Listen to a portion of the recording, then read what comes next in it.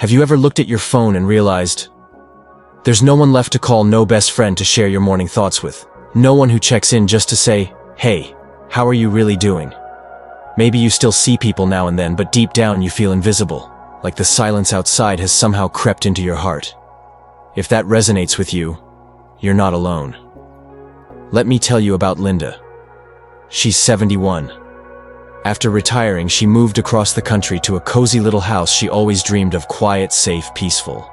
She thought it would be the beginning of her golden years.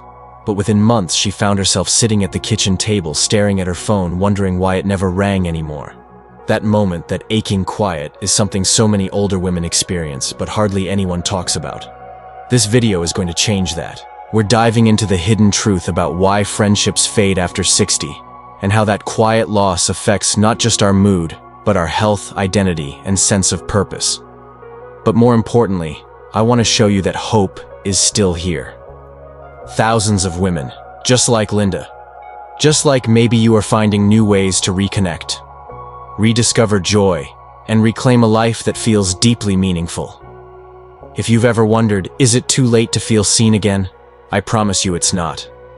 So stay with me, because by the end of this video, you might just realize something powerful. You've never really been alone, and you never have to be again. And while you're here, I'd love to hear from you. Have you felt this kind of loneliness, or maybe found joy in an unexpected friendship later in life? Drop it in the comments below, and don't forget to subscribe. This is just the beginning of the conversation, and I've got more stories, tools, and hope to share with you. We spend so much time preparing for the physical parts of aging, don't we? Doctors tell us what foods to eat, what pills to take, what exercises to try. But no one really talks about what happens emotionally when the friendships we once relied on start to slowly disappear.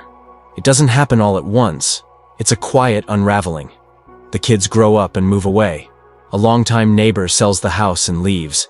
A spouse passes, or maybe they're still there, but the emotional connection has faded.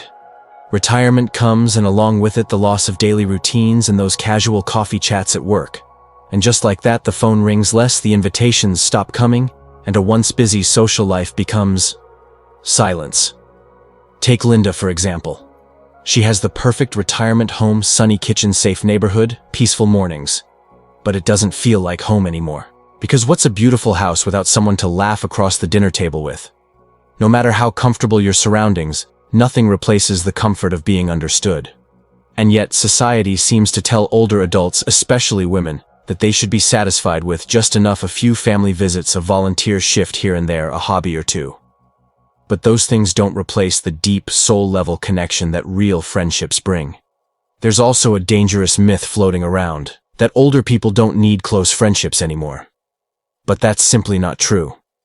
In fact, research shows that strong friendships later in life help lower blood pressure, reduce depression, improve memory, and even increase lifespan.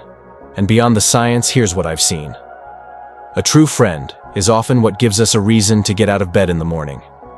A friend reminds you that you're still needed, still loved, still you. So if you felt that ache, the one that says, "I just miss having someone to talk to," you are not weak. You're human, and you are not alone. In the next part, we'll talk about how this emotional gap left unspoken can actually become a serious health risk. Because loneliness isn't just sad, it's dangerous. Stay with me. Let's talk about something that doesn't show up on your medical chart, but can impact your health just as much as high blood pressure or diabetes. Loneliness. I'm not talking about feeling a little bored now, and then I'm talking about prolonged quiet isolation, the kind that slowly wears you down without making a sound. What many people don't know is that chronic loneliness is now recognized by experts as a serious health risk, comparable to smoking 15 cigarettes a day or living with obesity. Yes, really. Let's go back to Linda. 6 months into her new life, in a beautiful, quiet home, she started feeling off. She slept later, moved slower, kept misplacing things like her keys or her vitamins. Her doctor told her she was physically fine, but emotionally, she was unraveling. Her mind wasn't sharp, her energy was gone, and her spirit was shrinking. And here's the heartbreaking part: she blamed herself. She thought, maybe I'm just getting old. But what was really happening was the toll of disconnection. She wasn't broken. She was unseen. According to the National Institute on Aging, social isolation increases inflammation, weakens the immune system, and speeds up memory loss. It can lead to depression, cognitive decline, and even heart disease. Why? Because we are wired for connection. Our bodies, our brains need human closeness to function well. Without it, we don't just feel lonely, we begin to deteriorate. Here's the truth. You don't need a crowd. You don't need 10 new best friends. Sometimes one person who truly listens, truly sees you, that's enough to light a spark again. And while staying busy can help, activity isn't the same as connection. You can attend church, go for walks, volunteer every week, and still feel deeply alone. But once you recognize that loneliness isn't your fault, that it's not a weakness, but a need that hasn't been met, you give yourself permission to heal. So don't turn away from that emptiness. Let it guide you. Because from that space, real connection can grow. And in the next part, we'll look at how and why friendships fade after 60 and what small steps you can take to bring warmth and meaning back into your life. Stay with me. Have you ever looked up from your day and realized it's been weeks since you had a real heart-to-heart conversation with someone? Not just small talk, but the kind of connection where you feel truly heard. That slow drifting apart, it doesn't happen overnight, but it's real. And for many women over 60, it begins with life transitions we never expected to feel so lonely. Retirement. Sounds like freedom, right? But it also means losing the daily routine, the casual connections at work, the reason to get dressed and go out. Then the kids move away. Maybe a spouse passes, or even if they're still present, the emotional closeness isn't what it used to be. Sometimes we move into a quieter neighborhood, a senior community, or closer to family. And just like that, the foundation of our social life shifts. These aren't just events. They're what I call emotional earthquakes. Quiet but powerful. And one day you find yourself scrolling through your phone and wondering who you'd even call. It's in that moment that a dangerous thought sneaks in. Maybe it's just too late. But I want to stop you right there. Because here's the truth. It's not too late. Not by a long shot. Yes, making friends after 60 looks different. It takes intention, patience, and most of all, courage. In school and work, friendships happen naturally, but later in life, they have to be built with purpose. So how do we begin? Start small. Say yes to one local event this week. Visit your community center. Join an online group if getting out is tough.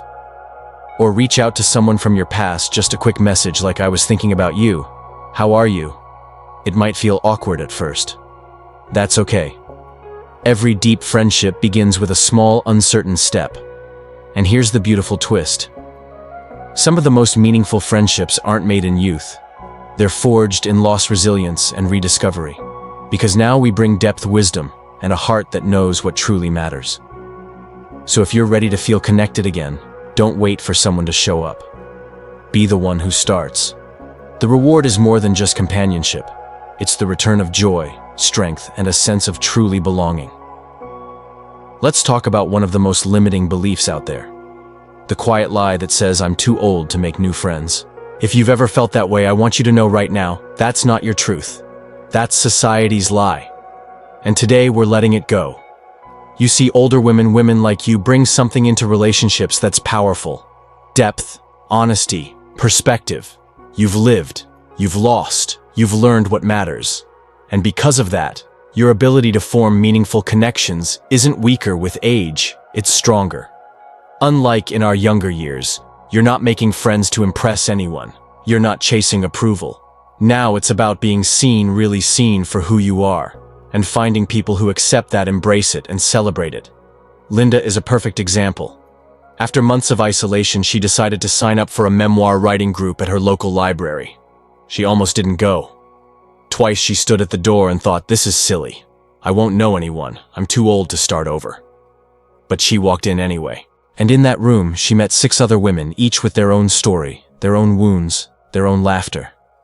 That simple weekly gathering became the highlight of her life. Not because it fixed everything, but because it reminded her she still belonged. And you do too. Starting over doesn't mean pretending to be someone you're not. It means showing up as you are, ready to connect even if your heart is a little nervous. Because here's the truth. It only takes one genuine friendship to change everything. One cup of coffee, one honest conversation, One person you can text when the days feel too quiet. This chapter of life. It isn't about fading into the background. It's about picking up the pen and writing your next story on your terms. So if you've been waiting for a sign, this is it. You are not too old. You are not too late. And the door to connection is still wide open. All you have to do is walk through. Let's be honest, not everyone wants or is able to rebuild their social circle after 60. And you know what? That's completely okay. There's this quiet pressure out there that says you have to be part of a book club, go out every weekend, or have a tight-knit group of girlfriends in order to be happy. But the truth is, happiness doesn't have a single formula. For some women, deep friendships are the heart of joy. But for others, solitude becomes sacred. In fact, many women in their 60s, 70s, and beyond find that for the first time in decades, they finally have room to breathe, to listen to themselves, to create, to reflect, to heal. Whether it's writing in a journal, walking through the woods, tending a quiet garden, or simply making tea and watching the sky change colors. These moments of self-connection can be just as fulfilling as any conversation over lunch. That doesn't mean you're disconnected. It means you've learned the value of your own company. Still, even if you walk this path mostly alone, there's power in the little connections, the ones we often overlook. A warm smile from a stranger, a wave from a neighbor, a handwritten card sent to an old friend. These simple acts, they're threads of belonging, gentle reminders that you're still woven into the fabric of this world. So whether your days are filled with people or spent quietly in your own rhythm, the most important thing is this: define happiness on your own terms. If you thrive in community, seek it. If you flourish in stillness, honor that. And if you want a little of both, beautiful. You get to create a rhythm that works for you. Remember, joy doesn't belong to the young or the loud or the busy. It belongs to anyone willing to live with intention. You haven't missed your chance, you're standing in it right now. So go ahead, light a candle, open a window, take a breath. This moment, it's yours, and it matters. After decades of putting others first, raising children, caring for family, showing up at work, it's easy to reach your 60s or 70s and suddenly think, now what? And for many women, that what becomes a moment of unexpected magic. Because for the first time, you have space, real space, to live for yourself. And in that quiet, something powerful can happen. You begin to reconnect with the person who's been with you all along you. Instead of waiting for someone else to fill the emptiness, you start having your own conversations, listening to your emotions, tending to wounds that were never fully acknowledged, and discovering new joys in the simplicity of your days. Some women start journaling every morning. Others meditate, take slow walks in nature, or just brew a cup of tea and listen to the rain. These might seem like small things, but they're not. They're acts of self-friendship. And from that foundation of peace, something beautiful grows: confidence, creativity, clarity. You don't reach out to others because you're desperate, but because you want to share the light you've found inside yourself. Let me say this clearly. You do not have to fix yourself to be worthy of connection. You are already enough, just as you are. So if you've been feeling invisible or hollow inside, ask yourself one gentle question. When was the last time I did something just for me? Your answer might hold the spark you've been looking for. A painting, a song, a nap taken without guilt. This kind of self-connection isn't a replacement for friendship, it's the foundation. Because once you learn to value your own heart, you begin to draw in others who value it too. Whether you choose to open your arms to new people, or simply rest in the quiet comfort of your own presence. Remember this: you are living deeply, consciously, and with purpose. And that's not just enough, it's everything. So, here we are at the end of this video, but hopefully at the beginning of something new for you. Because growing older isn't the end of connection. It's the start of a deeper, richer one with yourself and with the world around you. It's the chapter where you no longer have to play a role or meet expectations. This is where you get to ask, what do I really want? And finally listen for the answer. Maybe you're out there making new friendships. Maybe you're learning to fall in love with your own company again. Either way, there is joy ahead. Real joy. The kind you don't have to earn, just allow. You've survived life's twists, losses, reinventions, and quiet mornings that felt too heavy to name. And yet you're still here, still breathing, still capable of laughter, of purpose, of love. So today I want to leave you with a gentle invitation. What would make you feel more connected right now? What's one small step you could take to feel more like yourself again? Maybe it's sending that message you've been thinking about. Maybe it's going to that community event you've been avoiding. Or maybe it's just closing your eyes, placing a hand on your heart and whispering, "I'm still here and that matters." And if this video spoke to you, I hope you'll do one more thing. Leave a comment below. Share your story, your truth, your moment of clarity. Because your words might be exactly what another woman needs to hear. Don't forget to subscribe and stay connected. This channel isn't just about content. It's a community, a space to grow together, a place to remind you that you are not invisible. You are invaluable. And the best part, your next chapter is still unwritten. Let's write it boldly, gently, beautifully together.